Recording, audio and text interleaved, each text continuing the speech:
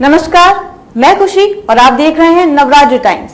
आइए नजर डालते हैं आज की बड़ी खबर पर। राजस्थान में चुनाव के नतीजे 3 दिसंबर को आने वाले हैं और मतदान के साथ ही सभी प्रत्याशियों की किस्मत ईवीएम में बंद हो चुकी है। चुनाव प्रचार के दौरान बीजेपी जहां प्रचंड बहुमत से डबल इंजन सरकार बनाने का ऐलान कर रही थी, तो दूसरी ओर कांग्रेस ने भी पूरा जोर लगाया है। पार्टी की आपसी लड़ाई और मतभेदों को भुलाने का दावा करते हुए मंच से बार बार रिवाज बदलने का ऐलान किया गया। सत्ता में जोरदार बहुमत के साथ वापसी के दावे किए गए हैं। हालांकि अशोक गहलोत सरकार की कुछ योजनाओं ने मतदाताओं पर असर डाला है। राजनीतिक विश्लेषकों का कहना है कि एक मुख्यमंत्री के तौर पर वे प्रदेश में सबसे लोकप्रिय चेहरा भी हैं। इसके बाद भी सत्ता में वापसी की डगर में कुछ बड़ी बाधाएं भी हैं। कन्हैया लाल हत्याकांड और तुष्टीकरण के आरोप बिगाड़ सकते हैं खेल। उदयपुर में टेलर कन्हैया लाल की हत्या का मुद्दा प्रधानमंत्री नरेंद्र मोदी भी राजस्थान में चुनाव प्रचार के दौरान कई बार उठा चुके हैं। बीजेपी के पास हिंदुत्व और राष्ट्रवाद दो ऐसे मुद्दे हैं जिससे वह लगातार चुनावी सफलताएं पा रही हैं। कन्हैया लाल मर्डर केस के जरिए गहलोत सरकार पर तुष्टीकरण का आरोप भी लगाया जा रहा है। टोंक के प्रभारी रमेश बिधूड़ी ने तो प्रचार के दौरान यह भी कह दिया कि इस बार के नतीजों पर लाहौर में भी लोगों की नजर है।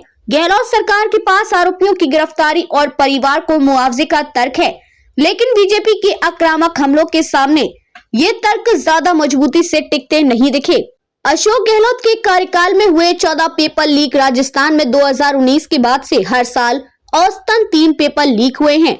Centre for monitoring Indian economy की रिपोर्ट के मुताबिक अशोक गहलोत सरकार में कुल 14 पेपर लीक हुए हैं, जिससे लगभग 40 लाख छात्र प्रभावित हुए हैं। राज्य में 2011 से 2022 के बीच पेपर लीक के लगभग 26 मामले दर्ज किए गए थे। इनमें से 14 पिछले 4 वर्षों में रिपोर्ट किए गए हैं। बीजेपी चुनाव प्रचार के दौरान इस मुद्दे को जोर शोर से उठा भी रही है। पेपर लीक के कारण रद्द की गई परीक्षाओं में ग्रेड तृतीय लाइब्रेरियन के लिए भर्ती परीक्षा है। इसके बाद सब इंस्पेक्टर भर्ती परीक्षा का प्रश्न पत्र सितंबर 2021 में लीक हुआ था। पेपर लीक की वजह से रद्द होने वाली परीक्षाओं ने प्रवेश के युवाओं की उम्मीदों पर पानी फेरा और ये कांग्रेस सरकार के खिलाफ आक्रोश का एक मुद्दा है।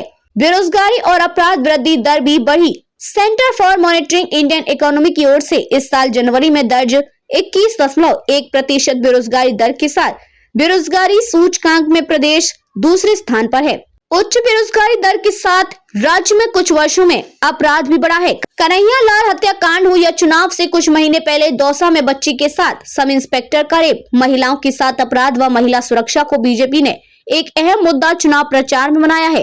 विधायकों मंत्रियों के खिलाफ नाराजगी। चुनाव पूर्व प्रकाशित कई एजेंसियों के सर्वे में यह दावा किया गया है कि मुख्यमंत्री के तौर पर लोग अशोक गहलोत से भले ही खुश हो, लेकिन उनके विधायकों और मंत्रियों के भ्रष्टाचार को लेकर भारी नाराजगी है। माना जा रहा है कि पार्टी कई विधायकों का टिकट काट सकती है। महेश जोशी जैसे सीनियर लीडर का टिकट कटा। पायलट खेमे के विधायक पीआर मीणा का टिकट कट गया है। कांग्रेस के वरिष्ठ विधायक परसराम मोदरिया का टिकट भी काट दिया गया। हालांकि इसके बाद भी आम मतदाताओं के बीच विधायकों और मंत्रियों का भ्रष्टाचार क्षेत्र में उपलब्ध नहीं होने जैसे मुद्दों को लेकर नाराजगी है। 5 साल चलती रही पायलट बनाम गहलोत खेमे की लड़ाई। बीजेपी के पास गहलोत सरकार को घेरने का एक बड़ा हथियार पार्टी के 2 बड़े नेताओं के बीच चलती खींचतान है। हालांकि चुनाव से पहले सभी मतभेद सुलझा लेने की बात कही गई, लेकिन बीजेपी बार बार इसे मतदाताओं को भरमाने का तरीका बता रही है।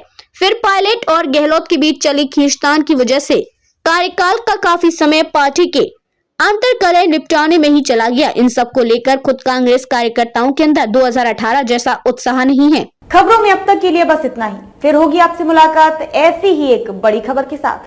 तब तक के लिए नमस्कार और देखते रहिए नवराज्य टाइम्स। अगर आपको हमारी वीडियो पसंद आई हो तो हमारी वीडियो को लाइक करें व शेयर करें और ऐसे ही लेटेस्ट अपडेट पाने के लिए हमारे चैनल नवराज्य टाइम्स को सब्सक्राइब कर बेल आइकन दबाना ना भूलें।